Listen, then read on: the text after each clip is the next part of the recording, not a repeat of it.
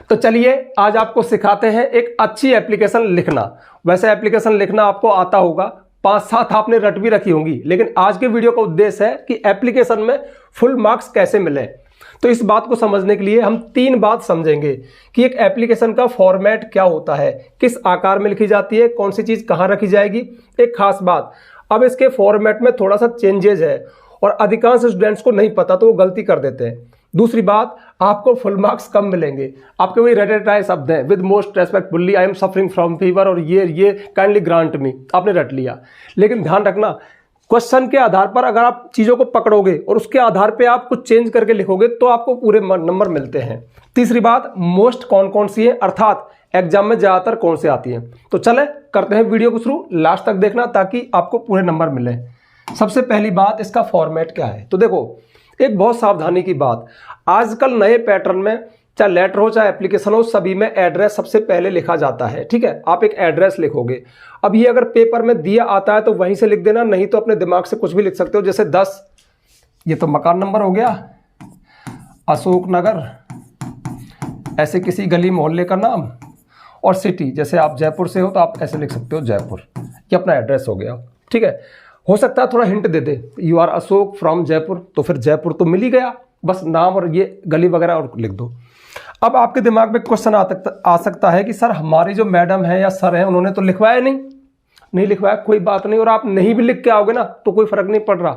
लेकिन अगर आप लिखते हो तो टीचर के दिमाग में क्लिक जाएगा कि बच्चा अपडेट है यार, बच्चे को पता है कि एड्रेस लिखते हैं। तो एड्रेस लिखने में कुछ नहीं जा रहा, आप लिख सकते हो।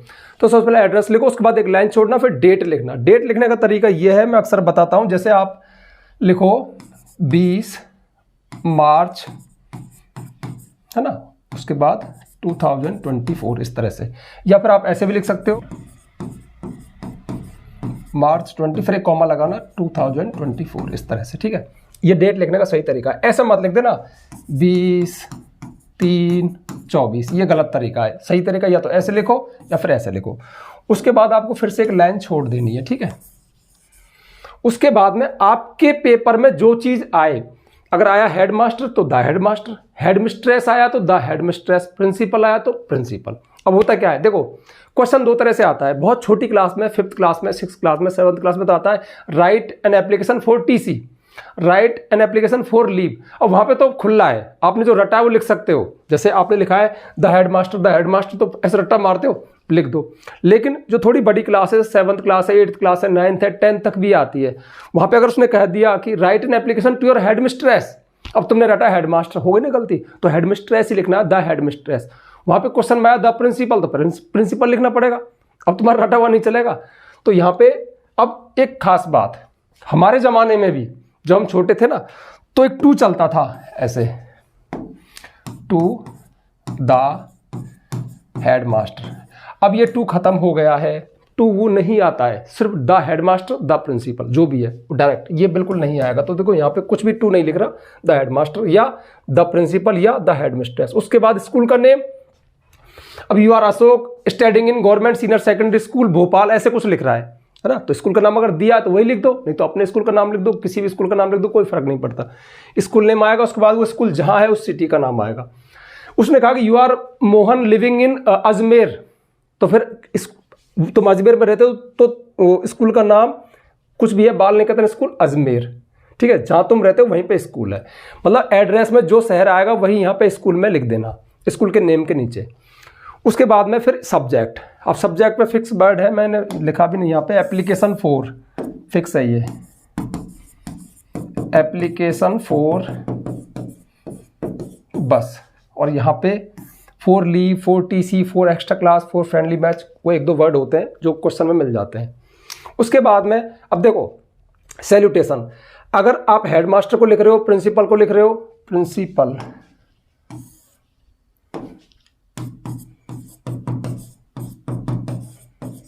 हेडमास्टर को लिख रहे हो, प्रिंसिपल को लिख रहे हो, तो फिर सर आएगा।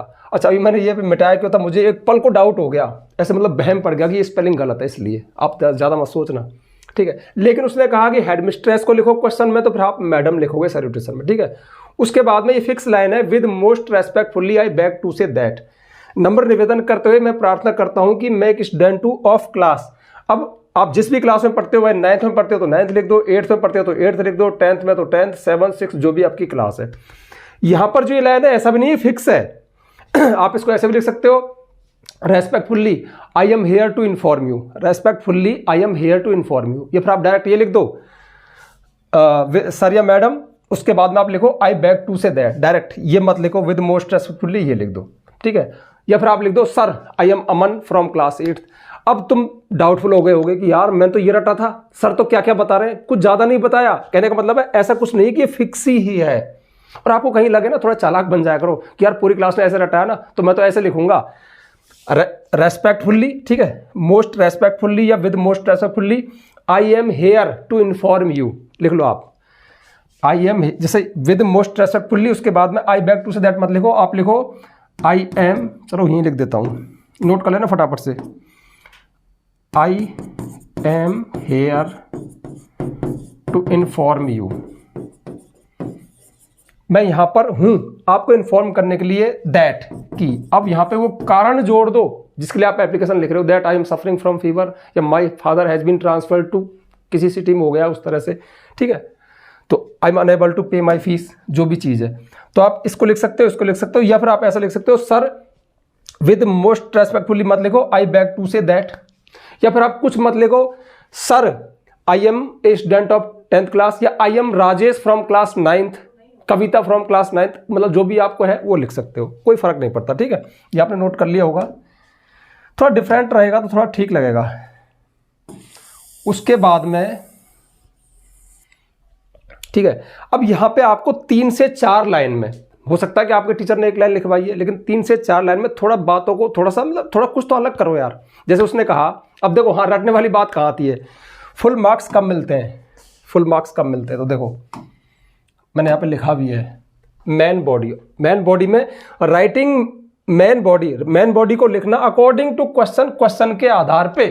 अब तुम तो रट के चले गए, जैसे कि राइट एन एप्लीकेशन, और जैसे नहीं जैसे आपने लिखा कि I am suffering from fever, fix line है सबकी है, उसने दे दिया you are suffering from malaria, you are suffering from cholera मतलब हैजा, you are suffering from dengue, suffering from cold, तो उसने पेपर में कहा कि यू आर अमित और you are suffering from malaria, तो फिर आप मलेरिया ही लिखोगे, आप ये नहीं लिखोगे आई एम सफरिंग फ्रॉम कोल्ड, फिर ये गलत है, क्योंकि टीचर को तो पता है ना ये पूछा, तो उसी से लिंक करो उस चीज़ को, ठीक है। जैसे देखो एक क्वेश्चन है, फ्री सिप पे आ गया, एग्जाम्पशन फ्रॉम फी, आपकी फीस माफ करवानी है, अब आप तो रट के गए I am a poor student, my father is a poor farmer, मैं गरीब स्टूडेंट हूँ, मेरे पिता एक गरीब किसान है।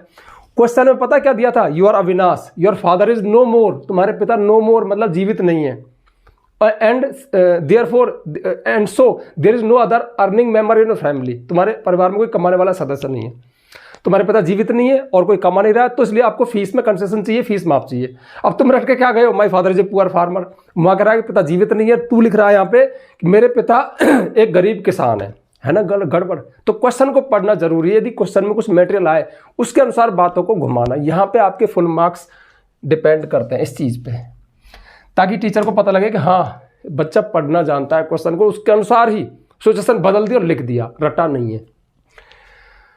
तो यहां पे आपने 3 से 4 लाइन लिख दी, आप मेरे पिता एक गरीब किसान है ना, ये तो आपने रट के गए। फिर there is no other earning member in my family, मेरे परिवार में कोई कम है, या फिर my 2 brother and 1 sister also read, मेरे 2 भाई और 1 बहन भी पढ़ते हैं, है ना, और वी कैन नॉट अफोर्ड, हम अफोर्ड नहीं कर सकते योर स्कूल फी, आपकी स्कूल की फीस को, इस तरह से। तो आपने 1-2 लाइन कुछ एक्स्ट्रा दी, और एक्स्ट्रा लाइन मिल जाती है यूट्यूब पे, कहीं से देख लेना, कुछ ऐसा कैची वर्ड, कैची लाइन 1-2।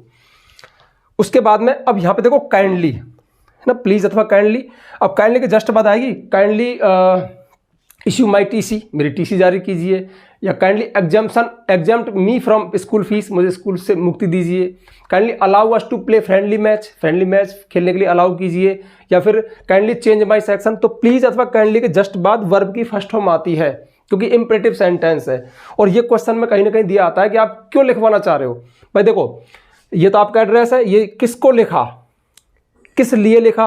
अब यहाँ पे आपने कारण बताया कि आपको क्या प्रॉब्लम है, आप बुखार से पीड़ित हो तो आपको छुट्टी चाहिए, आपके पिता का ट्रांसफर हो गया तो आपको क्या बोलते हैं वो टीसी चाहिए, है ना, इस तरह से। आपका भाई भी दूसरी क्लास में पढ़ता है, किताब का एक ही सेट है, आपको सेक्शन चेंज करवाना है, फ्रेंडली मैच, जो भी चीज़ है। अब ये तो आपने बता दिया, लेकिन आप चाहते क्या हो तो काइंडली ये कीजिए, या फिर इस लाइन को आप ऐसे भी लिख सकते हो, therefore I request you to, therefore I request you to, इसकी जगह आप लिख सकते हो, मैं यहाँ पे लिख रहा हूँ, नोट कर लेना। काइंडली मत लिखना, आप लिखना देयरफॉर, यहाँ से पैराग्राफ चेंज करके, जैसे पैराग्राफ चेंज हो रहा है ना यहाँ पे थोड़ा साइड से, ऐसी इसकी यहाँ से आप करो therefore I request you to.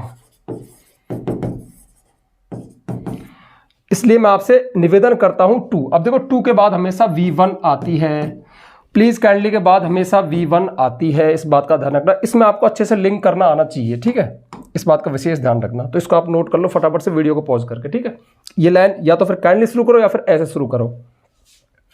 तो therefore I request you to exempt from fee, therefore I request you to issue my TC, therefore I request you to grant me leave। To के just बाद grant आ रहा है, ये verb की first form है, इसको लिंक करना सीखो। यहाँ पे आपके फुल मार्क्स हैं, आप कुछ भी रट लेते हो, ये हो गया, ठीक है। उसके बाद में योर्स ओबीडियंटली, यहाँ पे नेम जो आपका नेम क्वेश्चन में आया, योर आकाश अनीता जो भी, नहीं तो फिर कोई भी लिख देना, XYZ कर देना। अब फुल मार्क्स किस बात पे डिपेंड करते हो, देखो एक तो फॉर्मेट, जो चीज़ जहाँ है वहीं पे रखना, जैसे एड्रेस साइड में आता है इधर, है ना, उसके बाद में डेट वगैरह एक लाइन छोड़नी है, फिर सैल्यूटेशन लिख, वो किसको लिखा जाना है, उसके बाद सब्जेक्ट आ गया, फिर सैल्यूटेशन आ गया, उसके बाद आपने मैन बॉडी को ऐसे लिखा, फिर थोड़ा सेक्स वो चेंज करके, पैराग्राफ चेंज करके, भाई आप क्या चाहते हो काइंडली वाली लाइन, उसके बाद में इधर की साइड में योर्स ओबीडियंटली, ये तो फॉर्मेट है।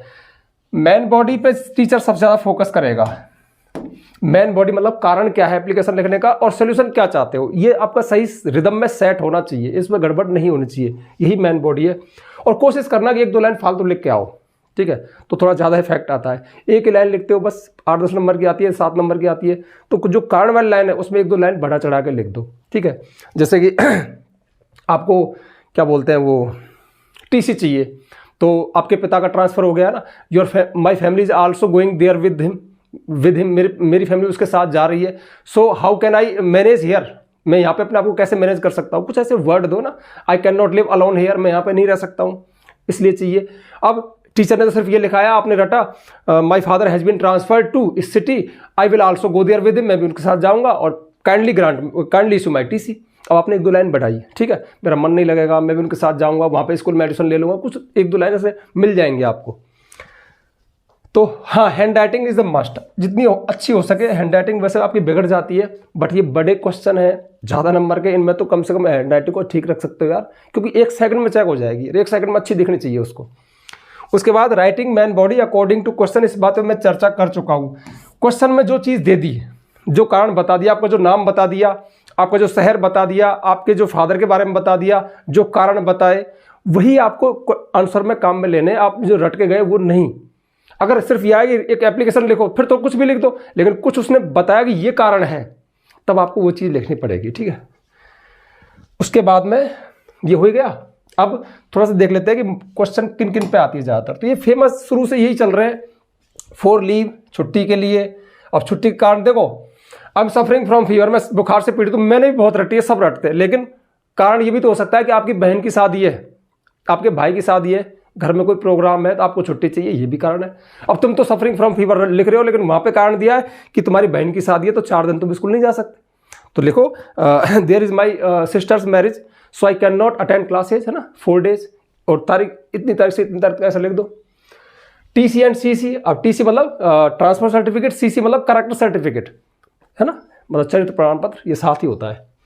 4 सेक्शन चेंज के लिए, एक्स्ट्रा क्लासेज के लिए, फ्रेंडली मैच के लिए, 4 फ्रेश वाटर, आपके स्कूल में फ्रेश वाटर की व्यवस्था नहीं है उसके लिए, 4 क्लासरूम्स बैड कंडीशन, आपके क्लासरूम की बैड कंडीशन है उसके ठीक करवाने के लिए, 4 फ्रीशिप, फीस माफ के लिए, एग्जाम्पशन फ्रॉम फी, शुल्क से मुक्ति के लिए, एक ही बात है। 4 इश्यू लाइब्रेरी बुक्स, स्कूल की लाइब्रेरी से बुक्स उधार लेने के लिए, आप गरीब हो, इस तरह के। तो यही फेमस है, ये आते रहता है, और कोई बन के आ जाता है उसको लिख देना, कोई बड़ी बात नहीं है, लिख जाता है, ठीक है। अब एक क्वेश्चन से एप्लीकेशन कैसे बनाया जाता है, इस पर मैंने एक वीडियो दे दिया इसी चैनल पे, आप सर्च करना इंग्लिश वाले सर एप्लीकेशन राइटिंग, तो एक तो ये वीडियो खुलेगी, ये तो खैर आप देख ही रहे हो, वो वीडियो और खुल जाएगी, उसमें क्वेश्चन से ही मैंने बनाना भी सिखाया है। बाकी इसमें कुछ अलग बातें की थी आज कि आपके पूरे नंबर कैसे मिले, थोड़ा सा दिमाग लगाना पड़ता है। एप्लीकेशन के बारे में फेमस है, रट लो यार, इनमें से आ जाएगी, लिख तो देते हो, लेकिन कुछ चीज़ें अनफिट हो जाती है, उनको फिट करना आपको आना चाहिए, ठीक है। थोड़ा लॉजिक तो हर चीज़ में चलता है यार, ठीक है। तो मैं समझता हूँ कि इससे आपको नॉलेज मिली होगी, और थोड़ा सा काम करके देख लेना, 1-2 क्वेश्चन पकड़ना, उन पर एप्लीकेशन लिख के देखना, हो जाएगा। क्योंकि रटने की तो बात मैं करता ही नहीं, स्टोरी कैसे बनाते हैं इस पर वीडियो है, लेटर का फॉर्म, मतलब हर चीज़ पे मैं थोड़ा सा लॉजिक के साथ काम करता हूँ। तो आपको सारी चीज़ के वीडियोस चैनल पे मिल जाएंगे, ठीक है। तो ओके, बाय।